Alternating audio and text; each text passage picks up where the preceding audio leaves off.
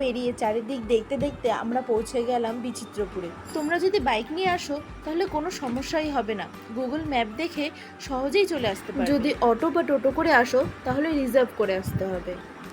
এই দেখো আমরা চলেও এসেছি। এই ফাঁকা এই জায়গাটা দেখছো, এইখানে মাছ চাষ করে, মানে চিংড়ি মাছ চাষ করে। এই যে গেট দেখতে পাচ্ছ, এইটাই আসল গেট নয়, এর আগেও একটা গেট আছে। আমরা জানতাম না যেখানে বোট সাফারিও করানো হয়। বোট সাফারি করতে হলে ভোরবেলা আর বিকেল বেলার সময়টাই বেশ। এই সময়তে ওয়েদারটা খুব সুন্দর থাকে।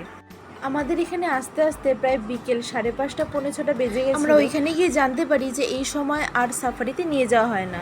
সাফারির টিকিট মেন গেট থেকে কাটতে হয়। পার হেড 200 টাকা করে। 6 জন যেতে পারবে। আর যে বোটগুলো দেখলে ওই বোটে করেই নিয়ে যাওয়া হয়। এই খাল দিয়ে সমুদ্রে নিয়ে গিয়ে প্রায় 1 ঘন্টা ঘোরানো হয়। এই বোটটা ছিল আজকে লাস্ট বোট। এখান থেকে আমাদের হোটেলে ফিরতে ফিরতে প্রায় রাত হয়ে যায়। পরের দিন সকালবেলা আমরা বেরিয়ে পড়লাম তালসারি যাওয়ার জন্য। উদয়পুর বিচের